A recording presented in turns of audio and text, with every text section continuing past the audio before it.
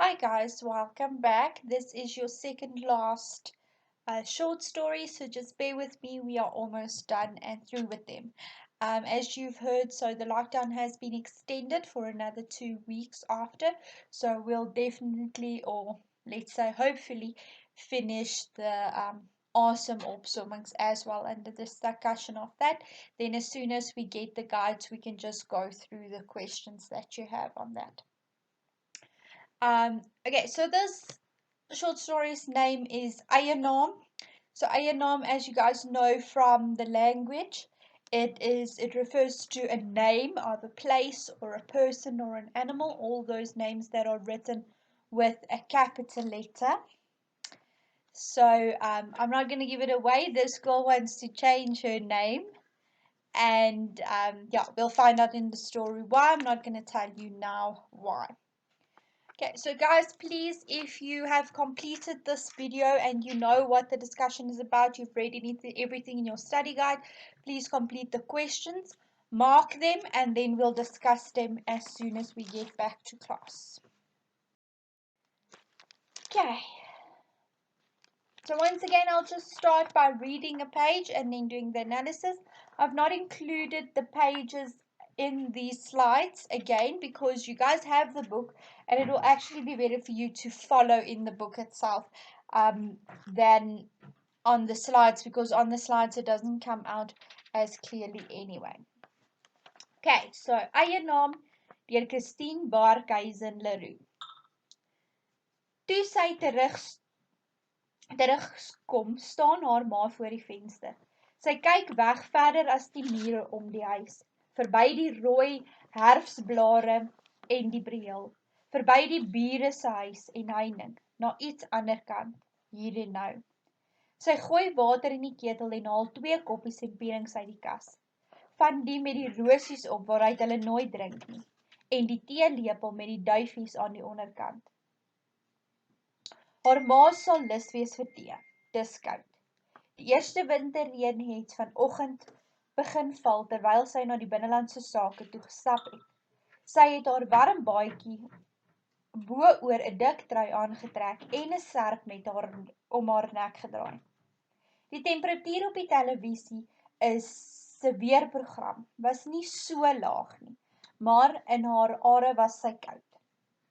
Terwyl sy gestap het, het die kleur van haar ma se oë aanhoudend op die nat teer na haar toe terugweerkaats. By die 3de straatblok wou sy omdraai, maar sy het deurgedruk. Sy moes 'n einde maak aan die gevoel van miskenning wat sy al jare in haar ronddra. 2 maande gelede het dit weer gebeur. Een van haar ouma se susters het by die huis opgedaag met 'n bos blomme vir haar ma en haar bygedam met: "Jene, Renet Marie, maar jy het so groot geword, kind."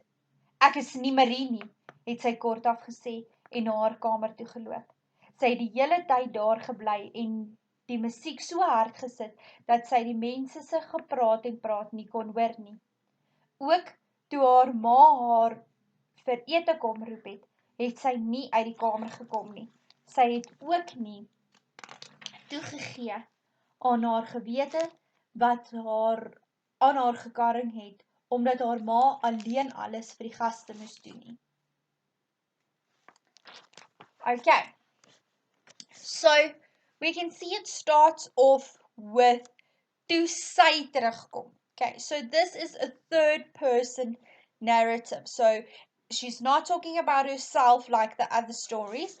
It is someone telling the story about this girl and what happened to her. We know that it is autumn, herfst. It says that it is herfst, it's autumn. She makes tea in, so this is actually a backtrack to what had happened after she had been to Home Affairs to change her name. So when she returns, she makes tea for her and her mum. But she doesn't just make tea in any cups. She makes them in those special cups that the majority of us have in our homes that we never use. We reserve those for when fancy people come along or some family members come along, so we reserve it for special occasions. Okay, so she's on her way to Home Affairs, Binnelandse Sake.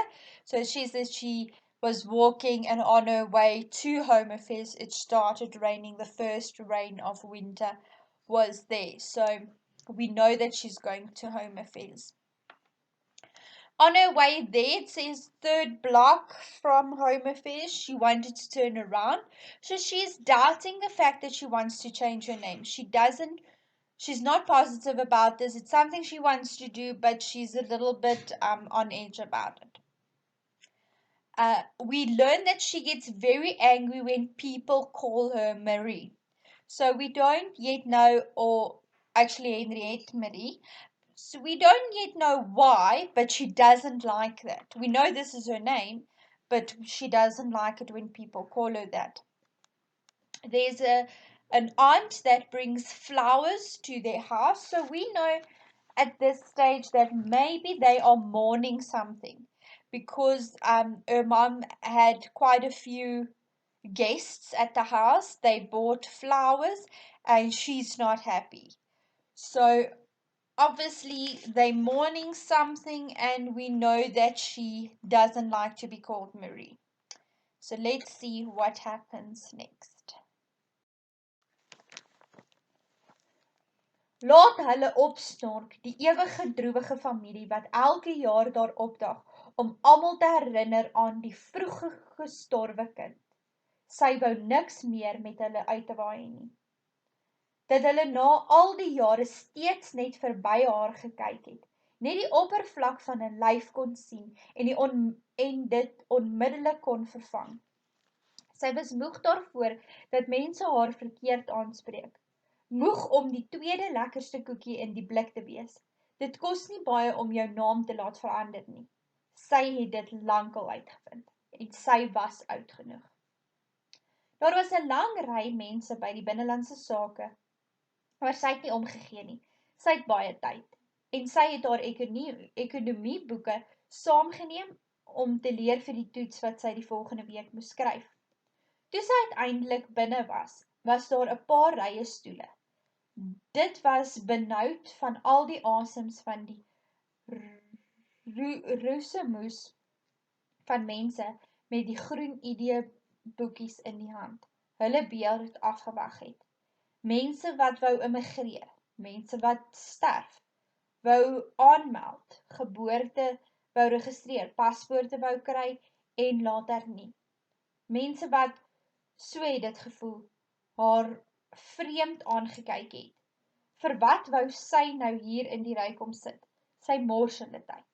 Hierdie groen boekie moet jy altyd by jou hou, het haar pa gesê, toe sy dit die dag deur die pos gekry het. Dit is jou tweede jy. Nee, het sy gedink. Dit is reeds 'n tweede ek. Of eintlik 'n tweede Renet Marie. 'n Vervanging vir 'n ander een. Die heilige een. Sy het skuldig gevoel oor haar wrewelrigheid.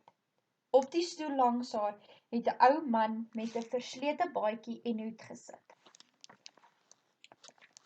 Okay, so now we know that the family is there because there is a child that died before that. So obviously every year at the time that the child died, the whole family comes together and mourns the death. Okay, we know that by looking at the second last sentence of the first paragraph that says herinner aan die vroeg gestorwe kind. Now, vroeg gestorwe kind means a child that died before their time, so died at a very young age. Okay, she feels that she is now the replacement for her sister that died. We learn that it is her sister that passed away, and she feels that she is now the replacement for that sister. She actually got the same name as her sister that died. So this makes it even worse for her because she feels like she's not her own person. She's just a replacement for her sister.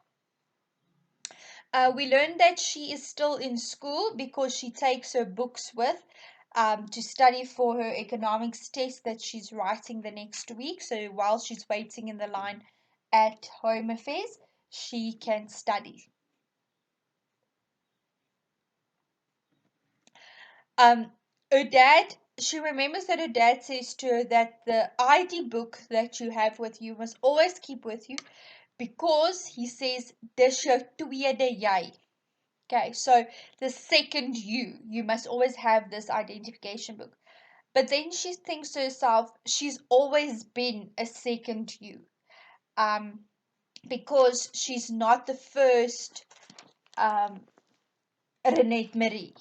She was named after her sister who passed away. And now we know why she wants to change her name because she wants her own identity. She doesn't just want to be known as the person who replaced her dead sister.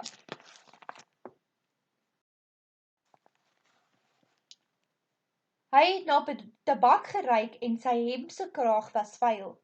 Die walm rondom hom het haar 'n bietjie aan haar oupa laat dink. Die reuk wanneer hy haar gegroet het as hulle kom kuier het. Die waterigheid in sy oë, die sakdoek wat hy uitgehaal het om sy neus te snuit. Ai tog, dan het hy weggedraai, maar sy het sy woorde uit haar kop geken. Jy lyk darm op 'n druppel. Aan haar ander kant het 'n jong vrou, eintlik nog 'n meisie, met 'n pap babatjie gesit. Die kind se gesiggie was rooi en sy mondjie op 'n tyd. Die ma het nie eintlik haar aan die baba gesteer nie, net voor haar gekyk en kyk met 'n leë uitdrukking op haar gesig, asof die kind in haar arms 'n toevallige ekstra ledemaat was. Hoe sou haar ma gelyk het toe haar tweede kind gebore is? Was sy wat Renette is ooit beplan? En indien wel, was sy van die begin af net 'n instaan kind? Die muur van die vertrek was 'n dorwe groen geverf. Die vloer was houtstokke as dit regtig hout was. En die stoele was van wit plastiek. Teen die aluminiumraam het 'n paar vetbrommers aanhoudend gehum. Sy kon nie help om te wonder oor al die mense nie. Waar hulle vandaan kom, waar werk hulle, waarheen gaan hulle hiervandaan? Sy het gewonder of daar nog mense was wat soos sy hulle name wou verander. Sy kon haar nie indink hoekom ander mense ook 'n nuwe naam sou wou hê nie. Voordat sy verstand gekry het, het sy besef sy is op 'n manier anders. So asof sy nie regtig net sy was nie, maar ook nog iemand anders. Twee mense wat in een lyf gedruk is. Wanneer haar ma haar kleintyd met die mooi vale en strikkies rokkies aangetrek het, het sy dikwels gesig en haar so styf teen haar vasgedruk dat sy gesukkel het om asem te kry. Okay. So now she's in Home Affairs. She's entered the door now. There was a row outside and now she's inside. So she sits there on chairs that has been put out, and on the one side of her is an old man. And this old man reeks of tobacco. Now, you know, old people in those days used to smoke pipe. And the tobacco pipe is a very prominent smell. So you can really smell that from a mile away. So she says, this old man smells like that and reminds her of her grandfather. And then she starts thinking about the time that her grandfather said that you look just like. And obviously we can see here that he refers to her younger sister that had passed away. So once again, she is compared to this sister that she had. Um, and on the other side, there's a lady with a baby sitting there, and she says that this woman isn't really paying attention to this baby in her arms. She's just staring out in front of her as if this baby is a part of her body. So then she starts thinking about maybe this baby was not planned and this woman didn't really want the baby, but now she must register her. And she feels that maybe that's how her mom felt. That she didn't want the baby, that she wasn't planned, and when she was born, she was just a replacement for her sister. Um, we also see that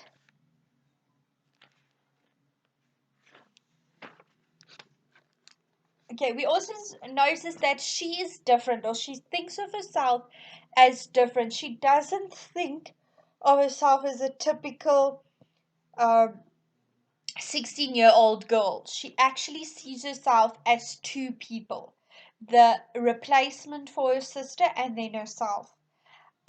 She said whenever her mom dressed her when she was little, her mom would used to hold her so tight almost that she couldn't breathe. And now this happens obviously because her mom is so glad that she has her that she wants to take care of her and protect her from everything around her because she's already lost one child. Okay.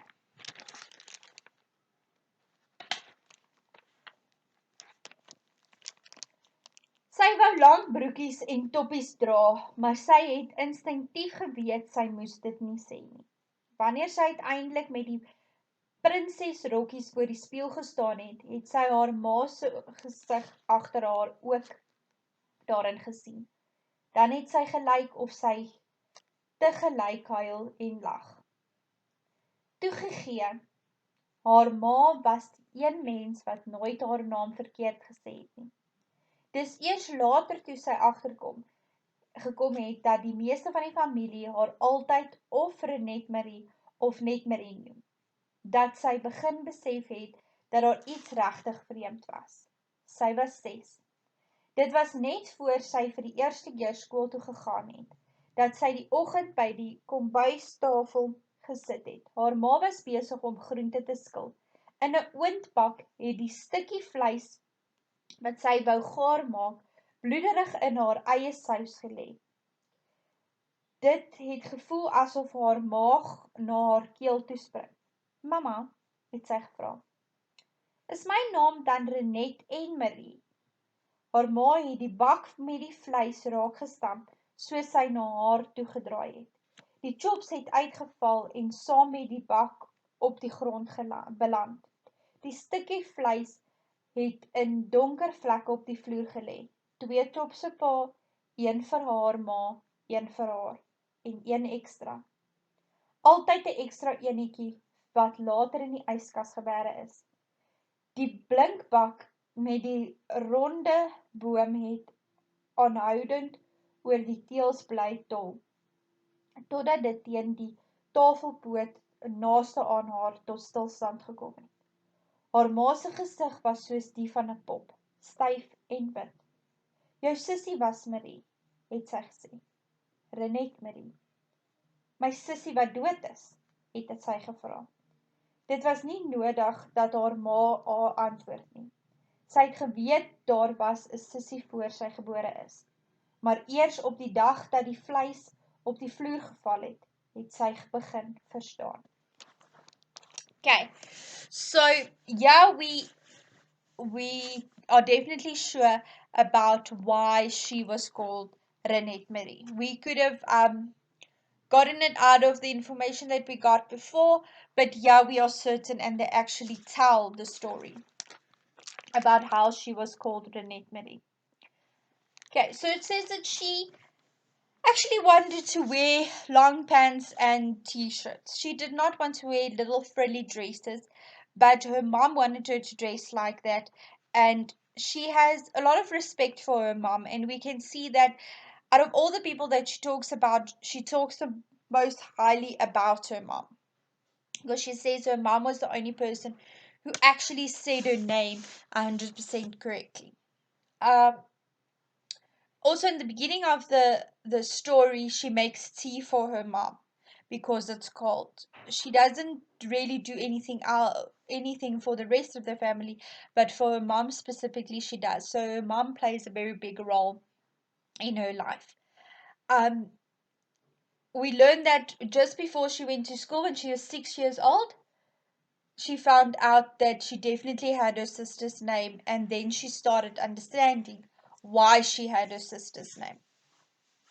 Her mom actually makes extra food for one extra person because she says, when she asked her mom, um, why do I have two names? Why is it Marie and Renette? Her mom got such a fright because of the sudden question that she bumped the saucer with all the food on it that she was preparing, obviously, for the evening. So she says these chops fall on the floor, and there's two for her dad, one for her mom, one for her, and then an extra one. Um, so the extra one is obviously there for her sister that would have been there. So she says there's always an extra piece. There's always an extra piece of food. Um, and she says even though she always knew that she had her sister's names, at that day she actually understood why, or started thinking why. Toe sy gebore is, het ons vir jou een van haar name gegee, het haar ma gesê, Renette. Ons het gedink. Sy kon nie hoor wat haar ma gedink het nie, want sy het van die stoel afgeklim. Toe sy buite onder die boom gaan sit, het sy nie eers eens geweet hoe sy by die deur uitgeloop het en hoe sy die deurknop wat so hoog gesit het bygekom het nie.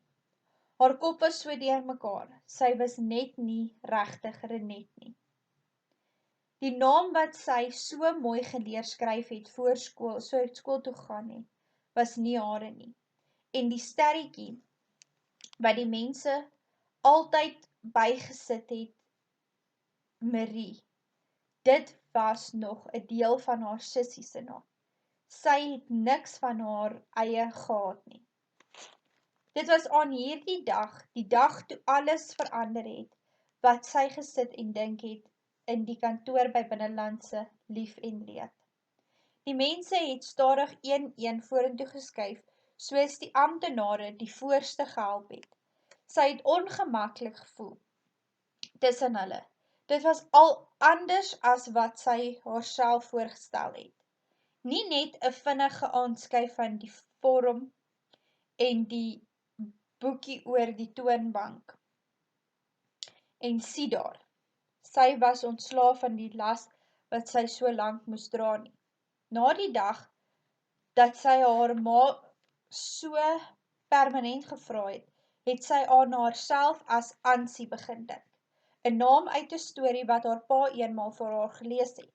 En die eerste dag in die skool toe die juffrou haar naam van die lys aflees, Renette, en haar vra hoekom sy nie antwoord nie, het sy gesê, Renette is dood. Daar was moeilikheid daaroor. Die juffrou het met haar ma hulle kom praat en haar ma en pa het daar lank mooi met haar gepraat en gesê sy het tog 'n baie spesiale naam. Maar sy wou nie Renette wees nie. Veral nie by skool nie. Daar het almal later aanvaar. Haar noemnaam was Ansie. Okay, so obviously she was not very happy about this news about her sister when she kind of realized that she was now the replacement for her sister.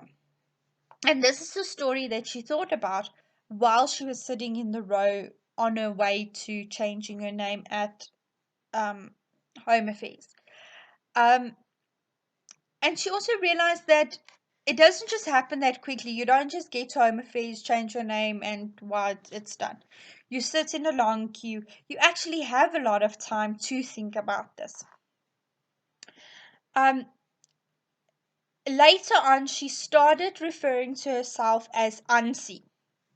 So this is a name that she just chose to not be a Renette. But at school, as teachers do, they read off of the class list, asking if everybody's there, and they said Renette. And obviously she didn't answer because she doesn't refer to herself as Renette. And the teacher said to her, "Why are you not answering?" So she said, "Because Renette is dood." And that obviously had quite a profound effect on the teacher, so she called in the parents and spoke to them. And her parents assured her that it's a very unique name, it's her name, and so on, but she still didn't feel that she wanted to be called Renette. So the children at school kind of accepted the fact that she was Auntie, and they accepted her as Auntie. Maar elke keer wanneer daar amptelike geleenthede soos prysuitdelings was, was sy weer Renette. Baie middag het sy op haar bed gelê en gedink dat sy nie regtig 'n eie mens is nie. Wanneer sy die dag 16 word, het sy besluit sou haar naam amptelik verander. Dan sou sy haarself Ansubel maak. So sou sy dit op die vorms invul. Die man langs haar het aan haar gestamp sodat sy moes opskuif. Sy het nou in die tweede ry van voor gesit. Daar was nog net 5 mense voor haar. Die mense om haar het nou ook begin lyk asof hulle nêrens behoort nie. Asof hulle, wanneer hulle by die glasdeur uitstap, ergens op straat sou sit. Die vrou met die baba het die man langs haar. Waar hoort 'n mens nou eintlik? Het sy gewonder. Haar pa sou nou, soos ander Vrydagmiddag, wanneer hy vroeg huis toe gekom het, die kar staan en was en onderlangs fluit. Haar ma het 'n nuwe prent, eintlik 'n skildery van lintborduurwerk begin. Sy sou daarin sit en werk nadat die kombuis opgeruim is. Hoe sou haar pa en ma voel as hulle moes weet waar sy nou sit? Maar sy kon nie meer net iemand wees wat hulle aan 'n ander kind herinner nie. Sy het die boekie oopgemaak. Voorin was haar geboortedatum, 10 September. Die foto in die dokument wat sy 3 weke van tevore deur die pos ontvang het na haar gelyk en na haar gekyk. 'n Meisie met ligte hare, 'n stram glimlag. Hoe sou haar sussie gelyk het op haar 16de verjaarsdag?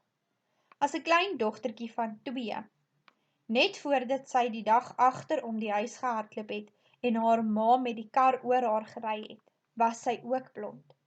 In die ingangsportaal staan 'n vergroting van haar, stralend in 'n blou rokkie. Sy sou nou 18 gewees het, Renette Marie.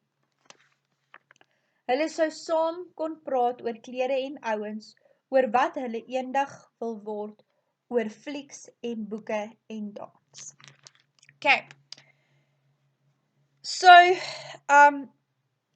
obviously, even though she didn't want to be called Renette at school and all the kids accepted that she's Ansi, at formal assemblies and prize givings and so on, she would still be called Renette Marie. Because you guys know at any prize giving you are called on your formal name. Okay, she is 16 years old at the moment, and she says that is the legal age to change her name, and she was going to change her name to Ansubel. So you might ask, okay, but she wants to be called Ansi, so Ansi is obviously a nickname for her, but her full name would then be Ansubel. She was born on the 10th of September because as she sits in Home Affairs, she opens her ID booklet and it says 10 September that she is born. Her sister died when she was 2 years old, when her sister was 2 years old. So we actually learn here what had happened. Her sister wanted to meet her mum in front of the house. So she ran from the back of the house to the front of her house, and her mom actually drove over her with a car. So her mom killed her own daughter. Okay, they don't elaborate on that. They literally just have that one little paragraph that says that.